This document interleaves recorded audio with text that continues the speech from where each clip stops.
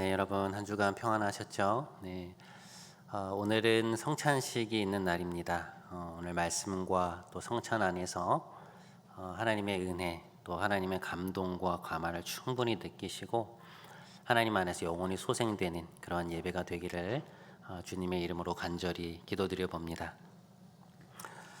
오늘 우리가 함께 읽은 본문에는 베드로와 요한을 통해서 새 인생을 부여받은 한 사람의 이야기가 계속해서 이어지고 있습니다. 40년간 자리에 앉아있던 그는 베드로와의 만남을 통해서 그토록 마음에 그리던 성전으로 들어갈 수 있게 되었는데요. 불과 30분 전만 해도 성전 밖에서 구걸을 하던 이 사람이 성전을 뛰어다니는 모습을 보면서 사람들은 엄청난 놀라움에 휩싸이게 됩니다. 오늘 본문과 본문 9절과 10절의 말씀입니다.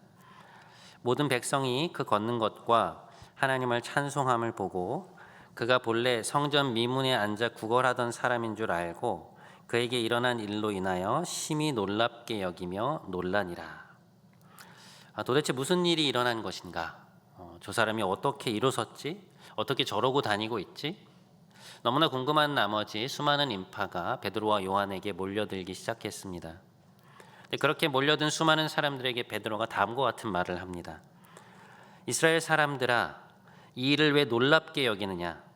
우리 개인의 권능과 경건으로 이 사람을 걷게 한 것처럼 왜 우리를 주목하느냐? 자, 여러분, 베드로가 던진 두 개의 질문을 한번 보시죠. 첫 번째 질문은 무엇이었습니까? 왜 놀랍게 여기느냐?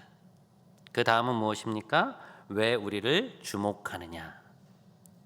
이 질문들은 두 개로 되어 있지만 사실은 한 가지 의미를 가리키고 있습니다.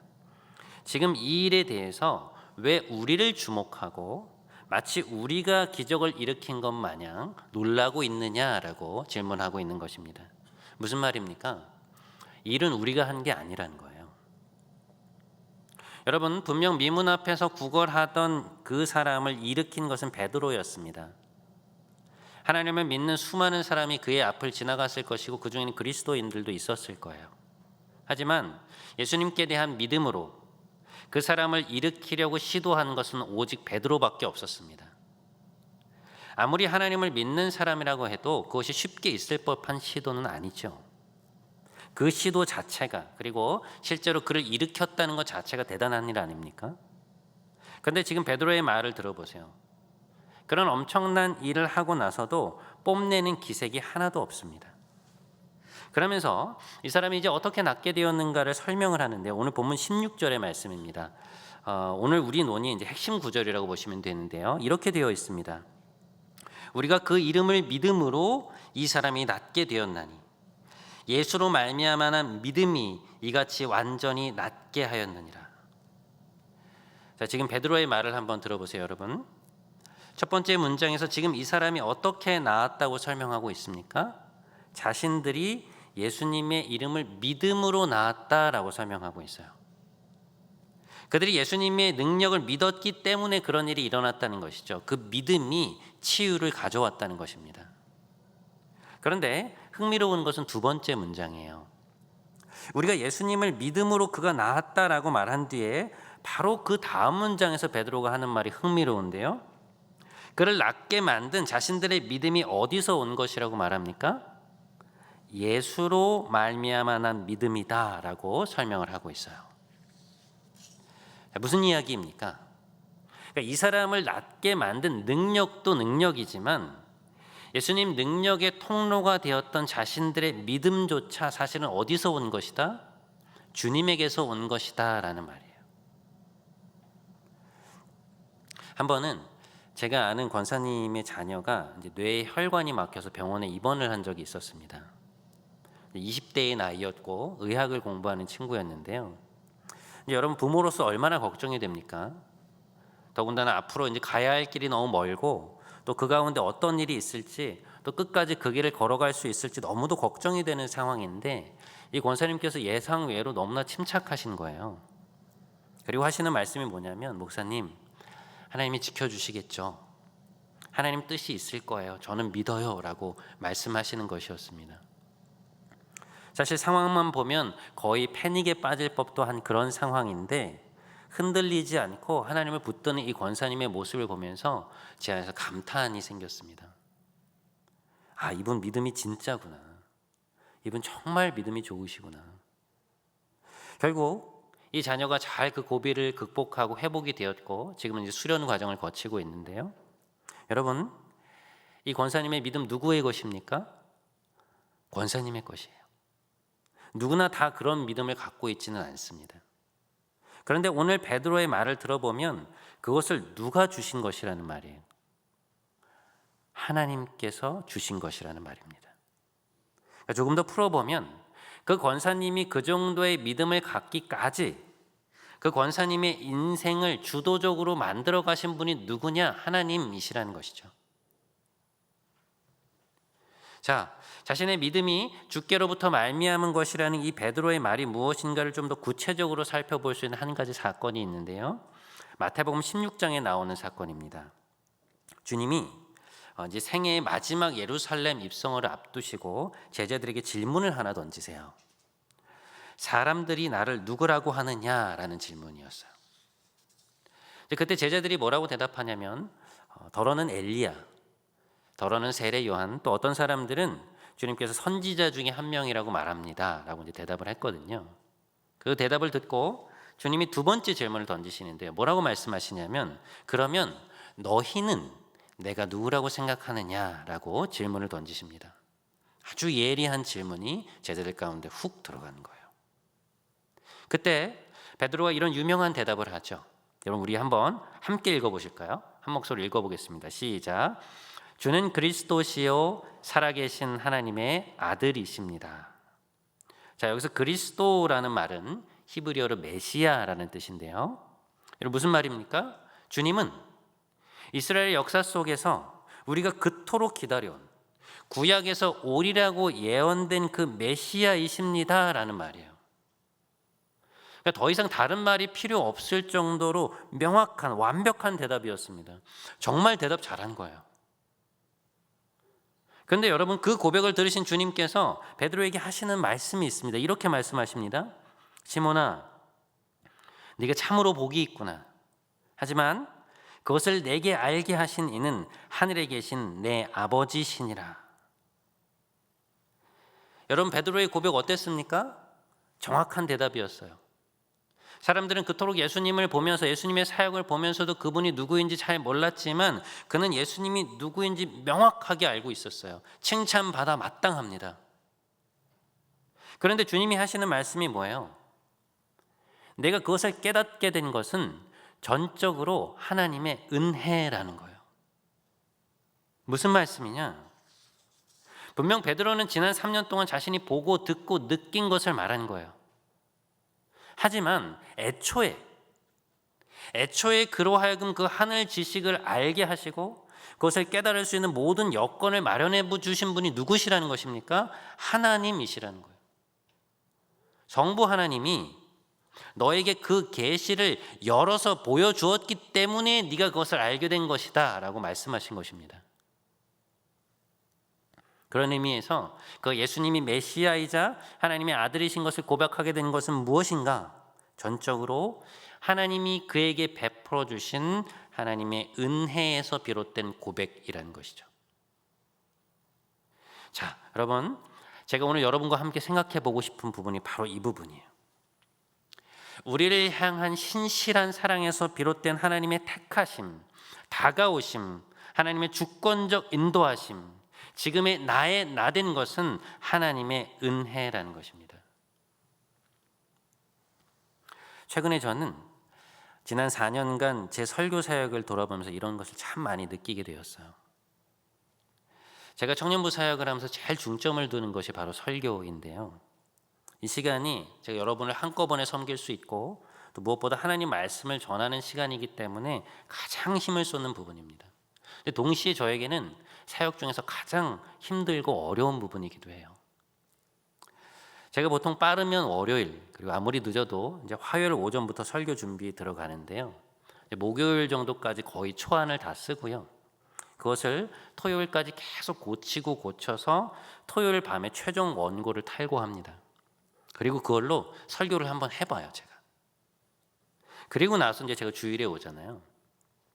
그럼 오전에 일부 예배를 마치고 드리고 와서 사무실에 와서 제자리에 앉아서 마지막으로 한 번을 더 고칩니다.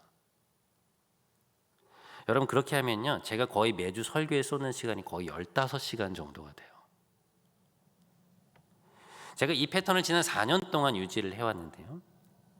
그런데 여러분, 제가 설교 준비에 이렇게 힘을 쏟지만 단언컨대 저는 4년 동안 제가 설교를 썼다고 생각해 본 적이 한 번도 없어요. 그러니까 제가 여러분과 나누는 묵상의 내용들, 아이들 다 하나님이 주신 것입니다.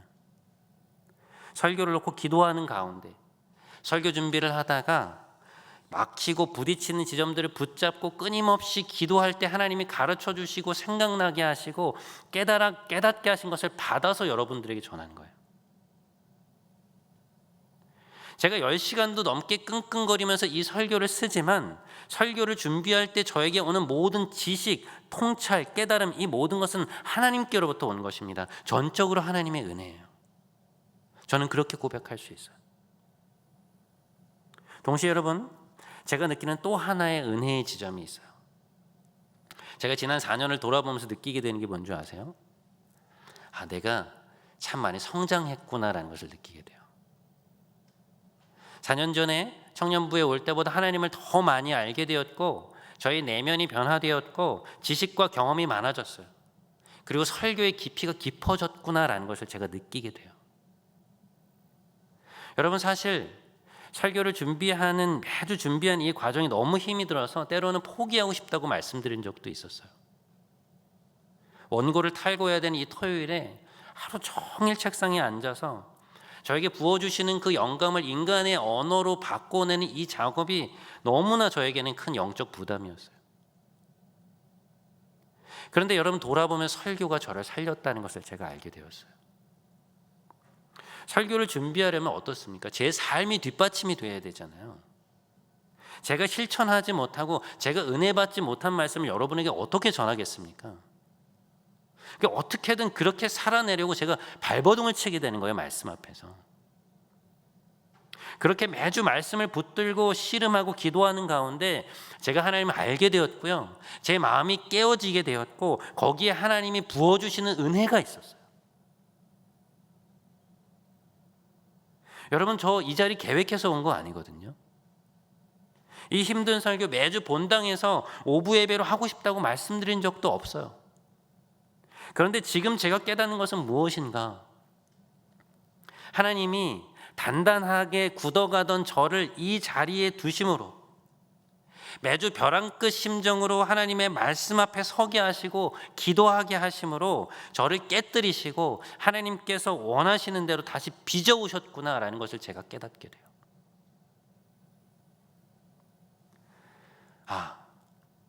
내가 이 자리에 있는 것이 은혜구나. 지금 나된 것이 은혜로구나라는 것을 너무나 뼈저리게 알게 된 것입니다. 여러분 오늘 베드로의 설명을 한번 보세요. 지금 베드로는 믿음에 대해서 두 가지의 차원을 말하고 있어요. 첫 번째 차원은 무엇입니까? 베드로와 그 사람이 예수의 이름을 믿었기 때문에 치유가 가능했다는 거예요. 베드로가 주님에 대한 믿음으로 그의 손을 붙잡고 그를 잡아 일으키지 않았다면 그 기적은 일어나지 않았을 겁니다. 동시에 그 사람이 자신을 일으키려는 그 베드로의 손을 잡고 그 시도에 자신의 믿음을 얹어서 자신의 발에 힘을 주지 않았다면, 일어나려고 시도하지 않았다면 그 일은 일어나지 않았을 거예요. 이것이 이 사건의 첫 번째 차원이죠. 베드로와 이 사람이 갖고 있던 믿음이에요. 하지만 이 사건의 보다 근본적인 차원이 있습니다. 그게 무엇인가? 은혜의 차원이에요. 그들이 지금 그 믿음이 어떻게 형성된 것인가라는 것입니다. 여러분, 베드로의 믿음이 처음부터 대단했습니까? 그가 예수님을 따라다니는 처음부터 병자를 일으키고 낫게 만드는 뛰어난 영성의 소유자였나요? 그렇지 않아요. 애초에 갈릴리 바다에서 그물을 깁던 그를 주님이 찾아오지 않으셨다면, 그저 갈릴리 어부로 살아가던 그를 부르시고 나를 따르라 명령하지 않으셨다면, 공생의 기간 동안 그를 훈련시키시고 때로는 혼내시며 가르치시며 자신을 열어 보이시는 계시의 은혜를 주님이 그에게 베풀지 않으셨다면, 그가 주님을 부인하고 무너졌을 때 그를 다시 찾아가셔서 내가 나를 사랑하느냐, 내 양을 치라, 먹이라, 돌보라, 다시 한번 그를 붙잡아 일으키지 않으셨다면 여러분, 베드로가 어떻게 그렇게 되었겠습니까? 베드로의 인생을 향한 주님의 그 다함 없는 은혜가 없었다면, 그 은혜의 손길이 없었다면 그가 어떻게 평생을 걷지 못하던 그 사람, 나면서부터 못 걷게 된 그 사람을 일으켜 세울 믿음을 갖게 되었겠어요? 어떻게 그에게 손을 내밀어 잡아 일으킬 생각이나 했겠습니까? 그가 그 정도의 믿음을 가진 초대교회의 뛰어난 리더가 될 수 있었던 것은 하나님이 먼저 그의 인생에 찾아가사 그를 만나시고 부르시고 세우시고 붙드셨기 때문에 가능했던 일이었어요. 전적인 하나님의 은혜였습니다. 오늘 이 기적을 경험한 사람도 마찬가지죠. 주님이 베드로를 통해서 미문 옆에 앉아있던 그 사람을 찾아오셔서 먼저 손 내밀지 않으셨다면 여러분, 그 사람은 어떻게 일어났겠어요? 그가 베드로의 눈을 보지 않았다면, 베드로의 눈을 통해 전해오는 주님의 능력을 느끼지 못했다면 그가 어떻게 그의 손을 붙잡고 발에 힘을 주려는 시도를 상상이나 했겠습니까? 그것은 오로지 전적으로 하나님의 은혜였어요.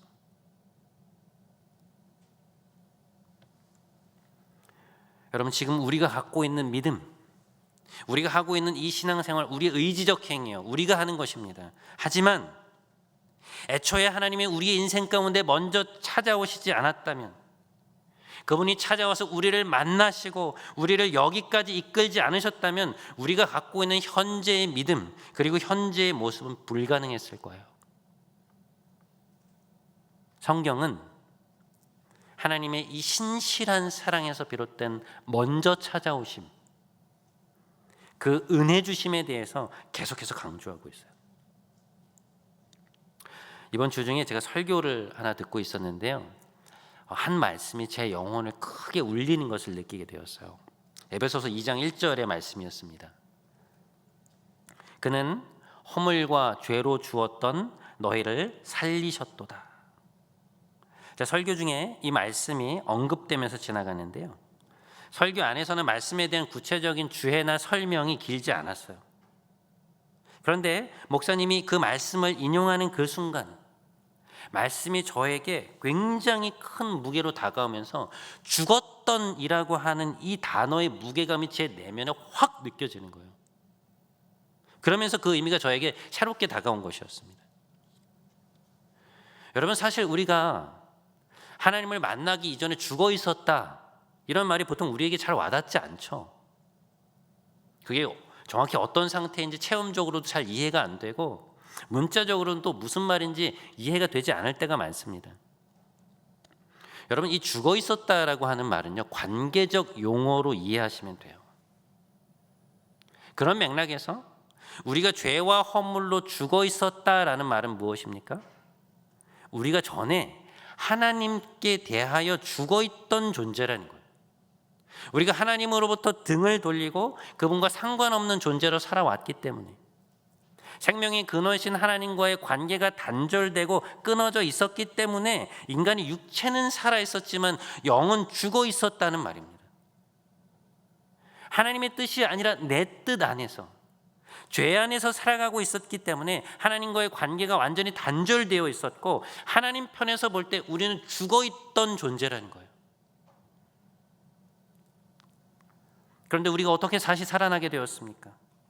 하나님의 그 먼저 찾아오심의 은혜 때문에, 인간의 몸을 입고 이 땅에 오셔서 십자가에서 자신을 내어주신 그 선제적 희생 때문에, 그 구원의 능력으로 우리의 이름을 부르시고 우리를 자녀 삼아주신 그 은혜 때문에 우리가 다시금 살게 된 것 아니겠습니까?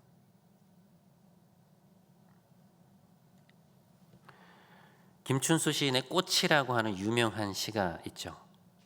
그 첫 부분은 이렇게 되어 있습니다. 내가 그의 이름을 불러주기 전에는 그는 다만 하나의 몸짓에 지나지 않았다.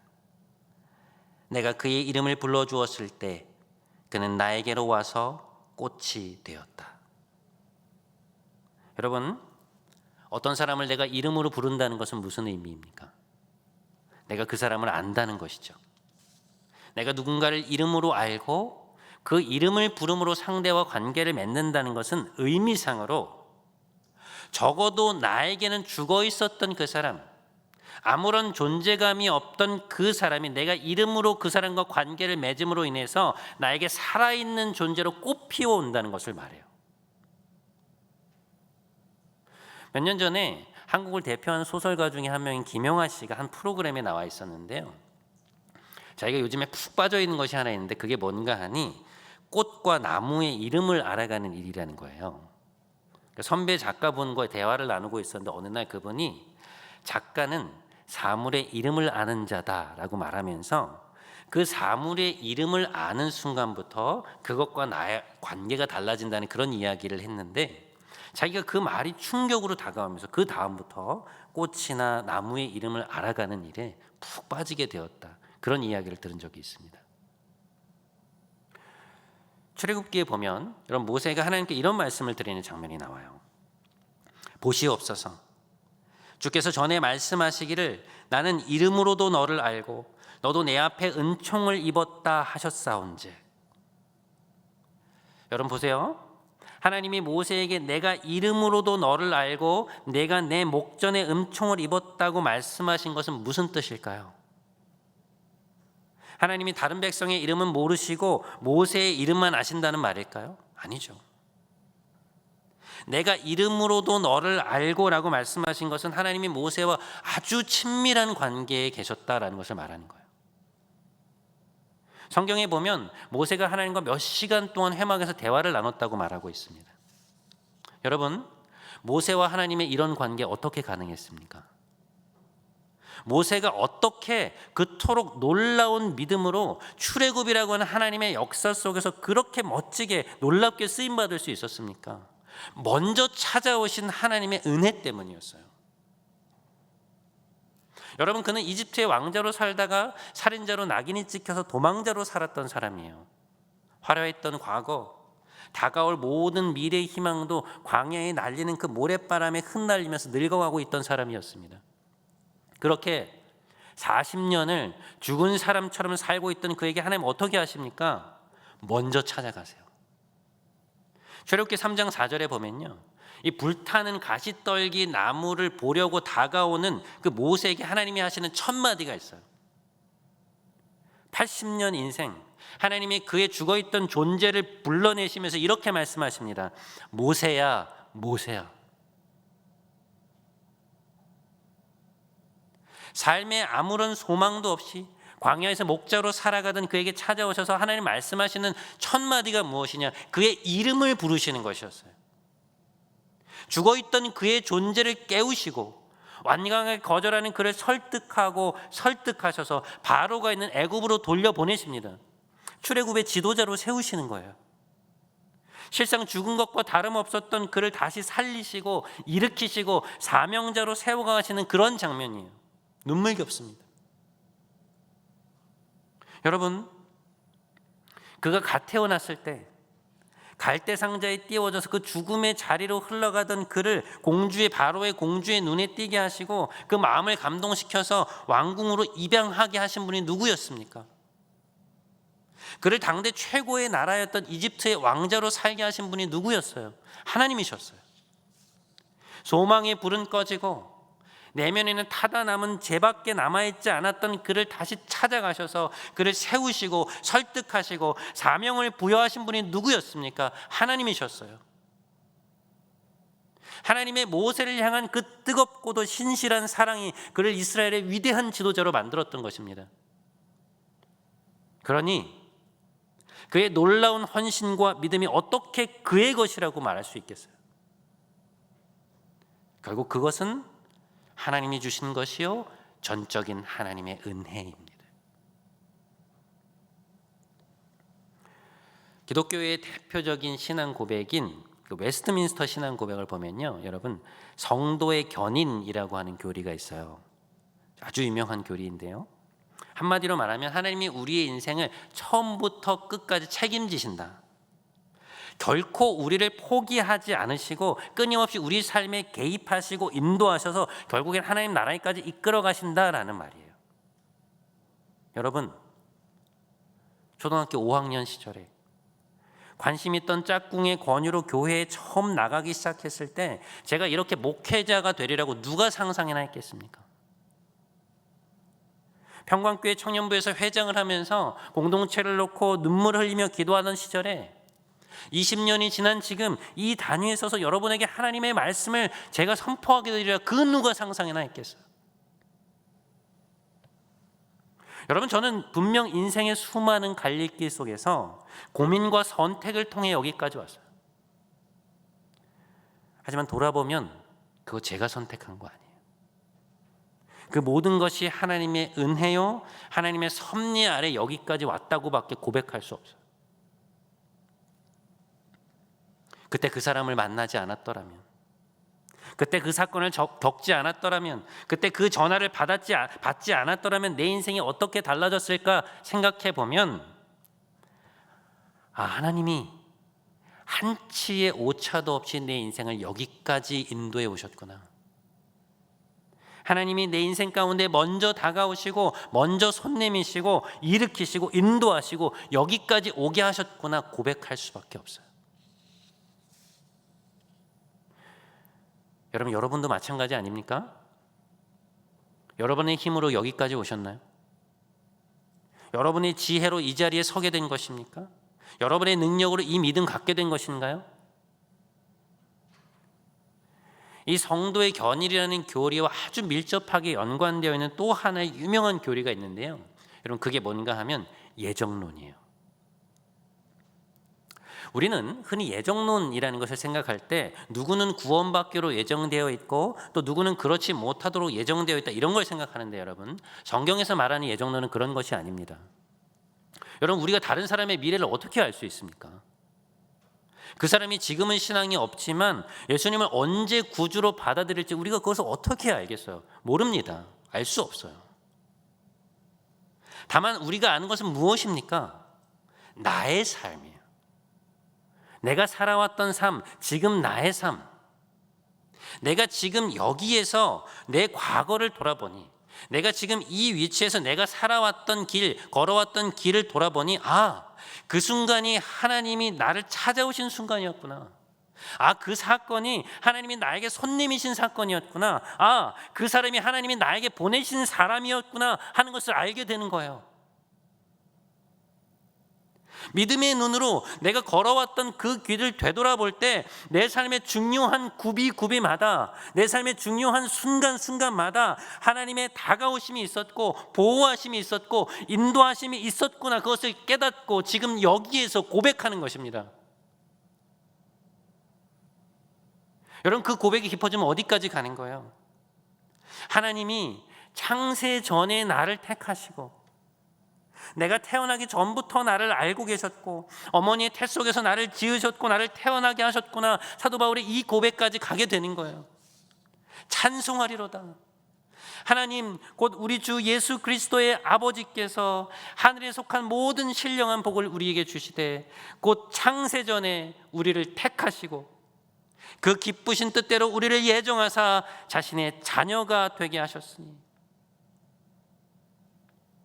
창세전에 우리를 택하시고 그 기쁘신 뜻대로 우리를 예정하사 자기의 자녀가 되게 하셨으니. 여러분, 성경의 예정론은요, 나 자신에게 적용되는 고백적이고 회고적인 용어예요. 내가 지금 여기에 서서 믿음의 눈으로 나의 과거의 삶을 돌아보니 모든 것이 은혜였구나. 지금 나의 나된 것이 하나님의 은혜구나. 나를 이 땅에 서게 하신 것이 하나님이시구나. 나를 택하시고 인도하시고 여기까지 오게 하셨구나. 고백할 때 쓰는 용어가 고백용, 예정론이라는 것입니다. 하나님이 여기까지 나를 인도하셨으니, 하나님은 에벤에셀의 하나님이시니 앞으로도 하나님 나라가 임하기까지 내 인생을 인도해 가시겠구나. 그것이 성도의 견인입니다. 여러분, 이사야 43장 1절은 이렇게 말씀합니다. 야곱아, 너를 창조하신 여호와께서 지금 말씀하시느니라. 이스라엘아, 너를 지으신 이가 말씀하시느니라. 너는 두려워하지 말라. 내가 너를 구속하였고 내가 너를 이름으로 지명하여 불렀나니 너는 내 것이라. 너는 내 것이라. 여러분, 하나님이 너는 내 거다, 여러분을 하나님 손에 주시잖아요. 누구도 빼앗아갈 수 없어요. 여러분, 마귀가 때로 우리의 삶을 위협하고 흔들 수 있어요. 삶의 고난이 우리를 넘어뜨릴 수 있습니다. 하지만 결코 주님의 손에서 빼앗아갈 수 없어요. 우리가 때때로 잘못된 선택을 할 수 있습니다. 하나님 이거 원하셨는데 다른 거 선택할 수 있어요. 하지만 여러분, 그것이 여러분의 인생 망칠 수 없어요. 하나님은 그것으로, 그 선택 속에서 여러분의 인생을 최선의 것으로 다시금 만들어 가실 것입니다. 그것이 하나님의 놀라운 경륜이고 하나님의 놀라운 은혜예요. 사랑하는 여러분, 이제 곧 11월입니다. 올해의 끝을 향해 가려고 있어요. 제가 은혜와 관련해서 참 좋아하는 말씀이 하나 있어요. 사도 바울이 자신의 영적 자녀였던 디모데에게 한 말인데요, 그가 이렇게 얘기합니다. 그러므로 너는 그리스도 예수 안에 있는 은혜 가운데에서 강하고. 사랑하는 여러분, 우리 은혜 안에서 살아갑시다. 우리 은혜 안에서 강해져 갑시다.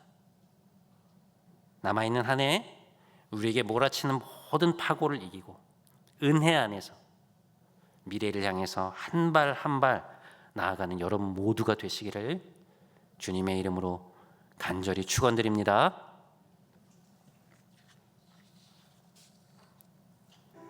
사랑이 많으신 주님,